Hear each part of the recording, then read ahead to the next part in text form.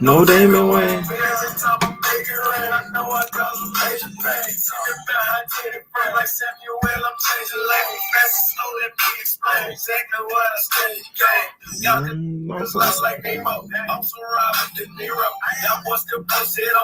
I'm cashing out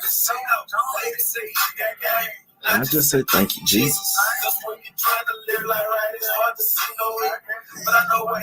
Because I've been away since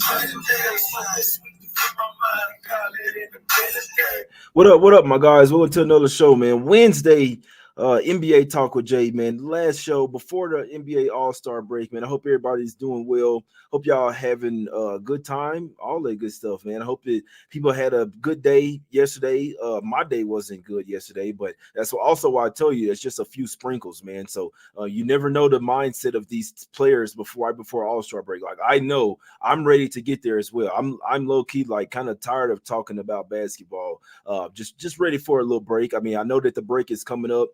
I know that these guys do not give a damn about these games. They're ready for the second half of the season. That's what really matters. You see what I'm saying? So whatever you guys are betting today, I hope you cash. I hope you wish you the best of luck, but just know that this isn't the regular, like these aren't the regular days of NBA. You see what I'm saying? So I just want to let people know that whatever you're betting, just be super cautious. Not going through every single game today, but I am going through about 10 of the only games I'm not going through are the 1-800-Gamblers games. Atlanta versus Charlotte. What else? Chicago versus Cleveland. Not even sure he's gonna play. Rockets versus Grizzlies.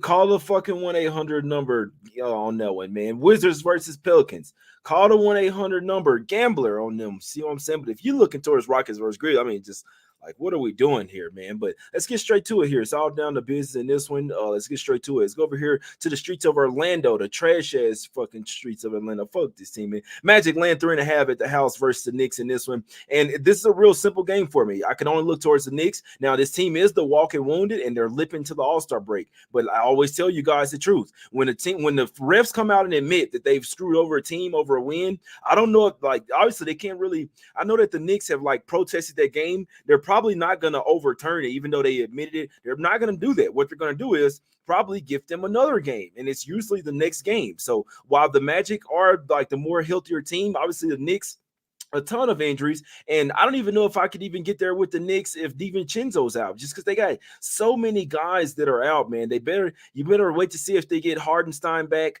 You need DiVincenzo, but he has a sore hamstring. It's like a soft tissue injury.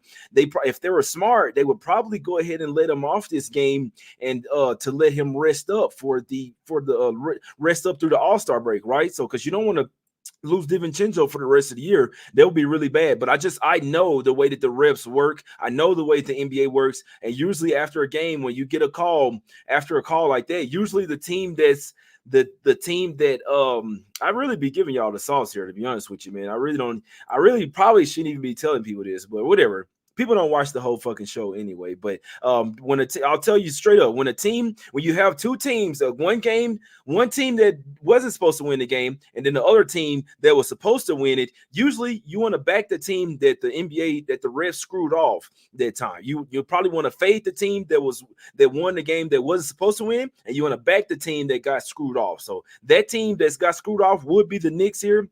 It's just I need DiVincenzo and Hardenstein in there, and then I think the Knicks could be the spot in this one. Obviously the Magic gonna want this game. Obviously they crapped the bed last night, but the only way that I could look in this game is the New York Knicks plus the 3.5, mainly because of how the game ended versus the Rockets, guys. If you saw the game, then you know what happened. And Ed Malloy come out and said, yeah, that was probably a bad call. We shouldn't have called that foul on Brunson. So just giving you some tips there. You know what I'm saying? It's up to you guys. It is what it is. I'm telling you the sauce right there, man. Let's go over to the streets of Toronto in this one. Raptors getting 3.5 points at the house versus the Pacers. Again, more injury concerns. Benedict Mathurin has an illness and knee soreness. He didn't go through shoot around. Miles Turner has an illness as well. Obviously, the Pacers are coming off a game where they should have won. So in theory, this is a bounce back spot for the Pacers. But this and you get the way I would look at this game, I would just take Siakam's PRA over in this game. Going back to Toronto, we know that the Pacers are going to like force feed him the ball. We know that they're going to want him to have a good game here as well. I don't think it matters who wins. I think Siakam's going to do his best to ball out. I believe his PRA is at 33 and a half. That's the way I would look in this game. I do lean towards the Pacers, but I need Miles Turner and I need Mathurin out there. And the Raptors coming off a game where they got absolutely smoked as well to the San Antonio Spurs. Coach chewed them out. I wouldn't be surprised which one of these sides. I wouldn't be surprised if either of these sides got it done. But I do think that Pascal Siakam going over his 33 and a half points. It's a really good look today, in my opinion, guys. Jamin says he likes Raptors team total under 120 and a half, under 245. Man, going under with a Pacers game, that's going to be tough right there. Beat me to it. Siakam over 21 and a half points, especially if it turns out. No, that's a fact there. You got to look at some Siakam props in this game, man. That's the only way that I think it's better than trying to figure out the side, in my opinion, man. They like it. The Knicks, a lot of fraud teams matchups, waiting for Knicks lineups. Yeah, no, that's a fact. They definitely are the walking wounded, but I know that they're going to get a few extra calls tonight. That's just the way it's all about noticing the patterns, and that's the way the NBA works. When we screwed you off, now we got to owe you. We owe you some. You see what I'm saying? He said, I still got to fade the Knicks. I ain't going to talk you off, man. Pacers, Raptors under. Everybody liking the under in that game. Man, I'm not fucking around with no under in the Pacers, but it is a super high total. And maybe the Raptors try to play some defense here, but Pascal Siakam over his points and over his PRA would be my best look for that game. Let's go over to the streets of Boston in this one. Celtics land 13 and a half points at the house versus the Nets in this one. A crazy schedule game. These two teams, they could have just played in the same arena, whatever, but whatever. They're going to Boston in this one. Celtics did whatever they could to try not to cover that game. It was fishy as hell, but one thing I've noticed with the Celtics, Jason Tatum is coming. I know he's sixth on the MVP ladder, and a lot of people probably don't think that he can get it, and he probably won't, but he's moving up, man. Tatum has damn near went crazy the last 5-6 games, and I'm starting to notice he's coming really close to getting a triple-double damn near. He's getting at least a double-double, and he's coming really close to getting a triple-double every single game. I'm talking about like 30 points, either 8, 9 assists, or like 10, 11 rebounds, or he'll be like 1 assist away from a triple-double. Low key, Tatum's been balling, man. Tatum's been fucking going crazy. So, I mean, who's gonna cover this game? I don't fucking know. But I would look toward if Tatum plays, which he should, I would continue to look for him to assert himself. I mean, he had 31 points in the first half last night. Tatum's not bullshitting around. He's like, all right, they don't want to put me on the MVP ladder. All right, I got something for your ass. If he continues this, man, for the rest of the season, I do think Tatum might be in consideration for the MVP. It's a long shot right now. You can still even get him like plus 10,000. Now, I know SGA is probably like the front runner for the MVP. If I had to make one play right now as someone plus money, it would be SGA. But Tatum's coming, man. He's fucking coming, and what I'm noticing, I think he's really gonna gun for the MVP, and I think that's why he's going crazy right now. So, for the side here, I have no clue, to be perfectly honest with you. Celtics can win this game by however much they want to. It's simple. But if Tatum plays, I expect him to go off once again. I know his PRA yesterday was 44 and a half, and Cuz had that shit by like halftime. You see what I'm saying? But the only way I would look in this game, my best bet would be Tatum over his PRA, or you could just look at assists, because I know they'll do his assists like 5 and a half, and if he's going to come close to that triple-double, like he's been facilitating, he's been getting the rebounds, he's been making sure he's getting at least 30 points as well. So I think he's trying to get his numbers better and better for MVP. That's just what I've noticed. So Tatum over his PRA, that would be my best look for this game. I don't really have a look on the side, guys. Let's go over to the streets of Dallas in this one. Mavs land 11 at the house versus the Spurs. Maybe got to look at Wemby over his blocks and steals, man. You got to look at Wemby over his blocks and steals. Now, the Mavs have owned these guys. They've won 9 of the last 10 matchups versus the San Antonio Spurs. Only 5-5 against the spread. But, I mean, the Mavs are getting hot. They've won 5 straight games. They were BSing around with the Wizards there. They were basically down the whole game and then basically made a run in the fourth quarter to win by 8. It was a wire-to-wire cover from the Wizards there. I don't know what I'm going to get from the Mavs. I mean, these guys could be ready for the All-Star break. We know that the Spurs aren't trying to win games, but at least they've been somewhat competitive in some of these games. I don't honestly, as far as the spread, guys, I wouldn't fuck with it, but I would look at Wemby's props. Remember, they're building the case for the Rookie of the Year, and he's going to get it, but they're just making his case better and better. Like, he's starting to get really comfortable playing NBA basketball now. He had 10 blocks last game, guys. I'd look at Wemby over his steals and blocks. I think that would be a good look in that game, in my opinion, my guys. Let's go over here to the streets of Phoenix in this one. Don't really have much on this game. I do know that after a team plays in my opinion, when a team is playing on the front end or the back end of the Sacramento Kings, it's just not a good spot. The way that you're having to run up and down the court. I mean, it's 255 points scored last night. Now, the Pistons, they got smacked by the Lakers. They did, but the Suns don't play as much defense as the Lakers do. It's all about run and gun. And the Suns have won 6 straight matchups versus this team, but you also got Monty Williams coming back to Phoenix as well. So a slight lean to the Pistons. This is the last game of their 5-game road trip right before the All-Star break. I mean, some of these players checked out, man, to be perfectly honest with you. But I do know the Suns, without Bradley Beal, without their big three, I wouldn't be landing these big of numbers. Coming off a big win last night as well versus the Kings, I can see the Suns winning this game by 10 points, man. So the only way I could look in this game is Pistons plus the 13, my guys. But obviously, it's not the smartest bet. It's damn near like a 1-800 number game, to be perfectly honest with you. You see what I'm saying? But Carol City say revenge spot. He likes the Pistons here. Yeah, no, that's a fact there. It's just, man, I lean Pistons, but man, if they got smoked by 30, would I be surprised? No, I would not, my guys. Three more games here. Let's go over to the streets of Denver in this one. Nuggets land 5.5 points at the house versus the Kings. Kings here on the back-to-back. Back-to-back in altitude, I can only look towards the Nuggets. If they at least had Jamal Murray in this game, I'd back the Nuggets here. It is a Nugget spot. Can only look towards the Nuggets. They should smack the Kings up here. Nuggets coming in off back-to-back losses, back-to-back blowout losses as well. They lost by 29 in Sacramento. That was a back-to-back after beating the Lakers, and then they lost by 17 in Milwaukee as well. So the Nuggets, they usually bounce back at the house. The Kings team, they're not as great of a team as their record. Like, they're 30-23. They're not that good of a team. I'll tell you that right now. As you could tell last night, they were up double digits versus the Suns. Before you know it, now they're down and might not even didn't even cover the spread. The Kings, both of these teams are 1-4 against the spread in their last 5 games, but the Kings, this is their 9th road game in their last 11 games. They've been literally traveling all over the place. They are coming off a couple losses. Like I said, I'd really like to have Jamal Murray in there, to be honest with you, because the Nuggets aren't that type of team where they have a ton of depth, in my opinion. So, like, when you start in Reggie Jackson, now who's going to be the point guard coming off the bench? You see what I'm saying? Jordan likes Pistons money line. I'll have to give you some credit on the next show if they come through with this shit, my guys. I'll be perfectly honest with you, man. But Jason says he likes Nuggets minus 5.5. I would heavily lean towards the Nuggets, but we know that KCP is going to be out most likely, and it looks like Jamal Murray is very unlikely to play. So that leaves me to where it's really hard for me to lay the points with the Nuggets, but it's a Nugget spot. When teams are back-to-back in the altitude, you see what I'm saying? It's just really It's really tough to back that team, man. It's really tough to back the team. But I do lean towards the Nuggets here. Even without Jamal Murray, I can only look towards the Nuggets here. Home fave with the rest advantage in altitude, guys. But like I say, you're going to see some funky results today.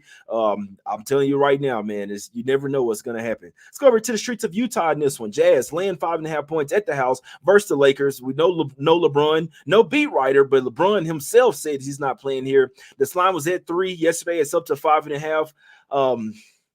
Jazz have covered 5 of the last 6 versus the Lakers. Lakers, in theory, one of the oldest teams in the league, could really run out of gas in this spot. They have won 5 of their last 6 games, covered 4 of their last 6 games. This isn't third game in 4 nights. It's only back-to-back in altitude. Could only look Jazz, but I don't feel right laying 5.5 with the Jazz. Maybe if they still had Fontecchio and Kelly Olynyk and had their full squad, but after they made those trades, I just feel like the Jazz aren't the same team as well. As you can see last game, they got absolutely smoked by the Warriors in that one, man. So and it's the front end of a back-to-back. They got the Warriors tomorrow again. You see what I'm saying? So it's a tough game. I could only look towards Jazz once again, the home team at the house with the rest advantage, and the other team playing coming off a back-to-back and playing in altitude. It's the same thing as the Nuggets spot. Can only look towards the Jazz in this game, guys. I heavily lean their way, but it's the Jazz just kind of seem like they're kind of falling off the earth, in my opinion. My guy says Lakers. Jake likes Lakers in the first half. It's that Warrior likes the Jazz. Raven Run likes Nuggets -5.5.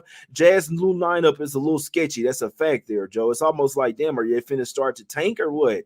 You see what I'm saying? I'm taking Lakers money line. Call me crazy. Hey, do what you want, my guy. Last game up. Let's go over to the streets of Golden State in this one. Warriors land 3 at the house versus the Clippers in this game. Man, the Warriors have been balling out too much for me to go against them. I'll tell you that right now. This is a double revenge spot for the Warriors as well. They got they've lost both matchups so far versus the Clippers. Well, they're 1-2. They won the first matchup 120-114, and then they lost the most previous two. December 2nd, they lost 113-112 in LA, and then they lost December 14th as well in LA by 8 points. So this is their last matchup of the season. Last chance for the Warriors to try to tie this one up versus the Clippers. We know that there's no Kawhi Leonard. I mean, the Warriors just been balling, man. I told you they're in playoff mode. I'm not sure if I'm going to lay the points with them here. Like, I feel like this is a dog game. I feel like whoever was the dog in this one is the right side. And it's crazy because the Warriors were +2 dogs before Kawhi Leonard got ruled out. You see what I'm saying? Now it's moved to -3. So you are losing a little bit value with the Warriors there. It's just so crazy because I could see this one going either way. The Clippers, they're coming off a few losses as well in their last 3 games. They're 0-3 against the spread last 3. They can still match up with the Warriors. This is the best game of the night, but it's also the toughest game, in my opinion, to try to figure out who's going to win. The Warriors have a game tomorrow versus Utah. It's just like, which game are they going to treat more? Which one are they going to treat more seriously? You see what I'm saying? They need to win both of them if they want to make the playoffs, but I do think that it might be a little bit of an easier win for the Warriors versus the Jazz. I ain't gonna lie. I don't know what to do with this game. I'm not gonna lie to you. I don't really know what to do with any of these fucking games today, guys. I'm not betting anything. I'll run you down here with what my leans are for today, but I know for a fact that I'm not betting anything. No, I did miss a game. Hold on, I missed the fucking game that I did have a good look on, man. All right, so let me see, just real quick. All right, this is the game that I have a good look on. Now, I forgot to put it on the rundown, and it's the 76ers versus the Heat, guys. Now, I might sprinkle on this game $10, $15, but I mean, that's basically like me not even betting something, to be perfectly honest with you. But this is my play for the Action Network. Like I said, I don't love anything. I keep it real with you. When I love something, you'll know. I don't love anything. You know what I'm saying? It's right before All-Star break. We don't know who's ready for break or vacation. You're going to see some funky results. But the Sixers land 3.5 versus the Heat. They have lost 5 of their last 6 games versus the Miami Heat. It's a revenge spot as well from this year. They lost 119-113 versus the Miami Heat in Miami as well. That was on Christmas Day. I know that the Sixers are depleted, but the Heat also are, obviously, they're missing 3 guys as well. They're missing Josh Richardson, they're missing Terry Rozier, and Jimmy Butler as well. So you could argue both teams are missing 3 important players. Now, I would really love to have, this would probably be a regular size play for me if they at least had Tobias Harris in here. And it's just crazy because I was thinking to myself last night, would I ever fucking think that I'd be saying, damn, I would love Tobias Harris to be in this game? But he is balling out this year. But I just feel like with the Sixers here having the rest advantage, the Heat coming off this is a back-to-back, coming off a big win, underdog win versus the Milwaukee Bucks. The third game in 4 nights as well. So they just played Boston, they played Milwaukee, now they got Philly. I just feel like this is a bad spot for them. Back-to-back, third game in 4 nights. Probably got into the hotel around 2 o'clock in the morning as well, because you lose an hour when you go from Milwaukee to Philadelphia as well. So they probably didn't leave until about 12. 1, didn't get to the hotel till 2. You see what I'm saying? I just feel like this could be somewhat of a sleepy spot for the Heat, who they're also kind of limping towards the All-Star break. Now, they have covered 6 of their last 7 games. They are playing good basketball, but remember, at some point, them not really having any point guards and ball handlers is really going to catch up with them. Terry Rozier is obviously their starting point guard. They don't have Kyle Lowry anymore. He's on the Sixers now. He's not going to play tonight, but he might give them a little intel, a little info. Look, this is how you guard a hero. This is how you guard Bam. We know Lowry going to be over there. He's going to be getting his guys up to try to win this game, even though he's not going to be out there. You see what I'm saying? But I think the Sixers are the right side in this game. It's the only thing that I could kind of really find today that I somewhat like. Like I say, this is my play for the Action Network app. It's nowhere near a full-size unit play for me. I'll probably sprinkle $20 on it, guys. I'll be perfectly honest with you. After the break, I'll be back. I'll be refreshed. I'll be ready. But right now, I feel like the Knicks, I'm limping to the All-Star break, guys. So just ready for vacation. There won't be a show tomorrow for sure, my guys. That's something I know for sure. So it's not even an official play, but if I had one top play of the day, it would be the Sixers minus the 3.5 in this one. The other leans would be Pascal Siakam over his PRA, Jason Tatum over his PRA, Wemby over his blocks and steals. Super small lean to the Pistons, lean towards Nuggets minus 5.5, lean towards Jazz minus 5.5. And that's about it, my guys. That's the show, man. I appreciate y'all for tuning in. I will be back tomorrow. You see what I'm saying? I will be back tomorrow. Marcus, I'm not even going to address that. I don't even really care about any negativity right now, man. But just want to let people know, like, if you're betting something, make sure you love the bet. Just because someone else is taking something or leans a certain way doesn't mean that you have to take it. I just want to always reiterate that. Only bet what you absolutely love. If it's a 50-50 that's going to win, it's going to lose. You see what I'm saying? So if you're betting other people's plays and you come back complaining, you already lost. Like, do know that you could do your own research on some of these games. You can do your own thought process on winning or on betting a game, guys. You don't have to follow someone else, and then when it loses, oh, why the hell did you make that play? So and so. Why the hell did you bet it? You see what I'm saying? I might have reasons to bet something. Make sure your reasons are right to bet something, guys. It's your money. You see what I'm saying? You shouldn't have any regrets with whatever you're betting, guys. It's all love. I appreciate y'all for tuning in. I'm here to help you. You see what I'm saying? I come out here and let you people know what I'm liking on these bets. It's not something that you absolutely have to take, guys. And I never want to hear somebody saying, "Oh, why did you take this?" or this team sucks. Well, you shouldn't have bet them. It's really that simple. Go download the Action Network app. It's all free. Hit the like button, subscribe to the channel, all that good stuff. I appreciate y'all for tuning in. I will be back after the All-Star break. Let's cash. We out.